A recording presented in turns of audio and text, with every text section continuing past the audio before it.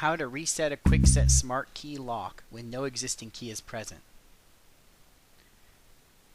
Typically on a Kwikset Smart Key system, you have the current key. You'd stick the key in, turn it 90 degrees to the right, stick your change key tool in, remove the current key with the lock still turned 90 degrees, insert the new key, turn the lock to the upright position, test your key, and you're done. As you can see, it's pretty simple if you have the existing key. But what if you don't have the key? This is the same Smart Key Cylinder. Take off the outer shell and remove the clip. I'm using a pair of wire cutters to do this. Put the clip off to the side. Take the shell casing and put it off to the side. Now you've got what they call the plug. The plug and the plug casing. Notice the tailpiece and the tailpiece clip. Underneath the tailpiece clip there's a spacer. Remove the clip, carefully prying off the back side. Remove the tailpiece. Remove the spacer. I set them in a row so you can keep track of how they came off. Now we're looking at the wafers. These wafers are what's stopping the plug from sliding out of the plug shell.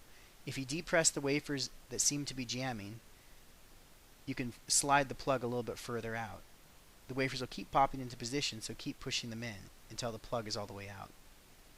Here I switch sides. Now I'm pulling on the front of the face of the plug and removing the same thing.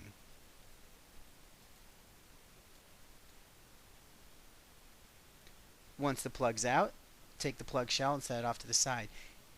This piece here is the sidebar. Carefully remove the sidebar. Underneath the sidebar there are two springs.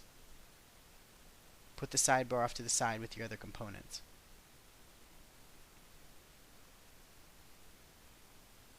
Now we're looking at the sidebar bridge that contains the sidebar. The sidebar being removed exposes two springs. These springs can fall out but tend not to. Just be careful. Keep a cloth underneath it just in case they fall out. Now remove the sidebar bridge.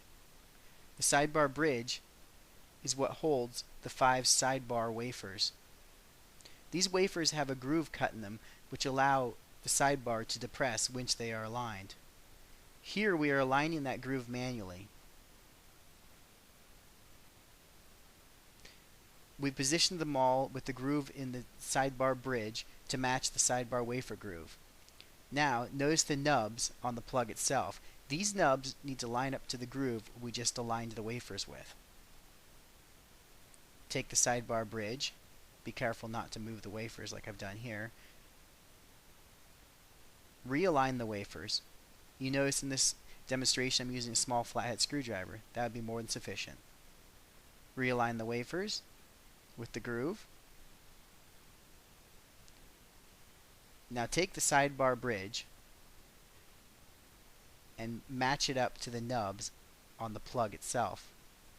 Once they're in alignment, you can slide the sidebar bridge back toward the rear of the plug. This puts it into the reset mode. Holding the sidebar bridge back and toward the rear of the plug, take the new key that you want to program it to and slide the key in.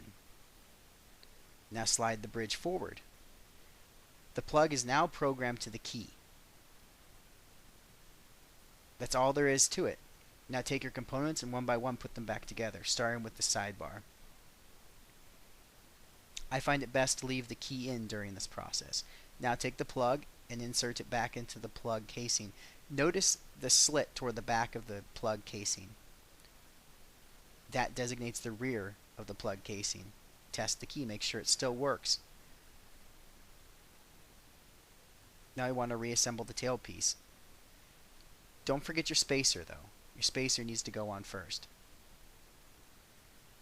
Take your spacer, put it on the back of the plug. Take your tailpiece, put it on the back of the plug. Take your clip and line it up with the slot in the tailpiece. This is what holds the tailpiece to the plug and allows the tailpiece to rotate freely in the cylinder. Take the plug and the plug casing, reassembled, and put them back into the cylinder casing.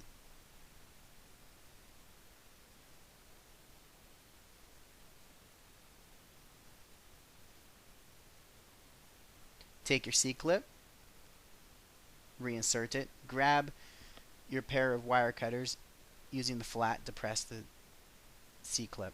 Turn the key, test the key, make sure it still works. That's all there is to it. Reassemble to the door, and you have successfully rekeyed a Kwikset Smart Key Cylinder from scratch without the existing key. Thank you for tuning in.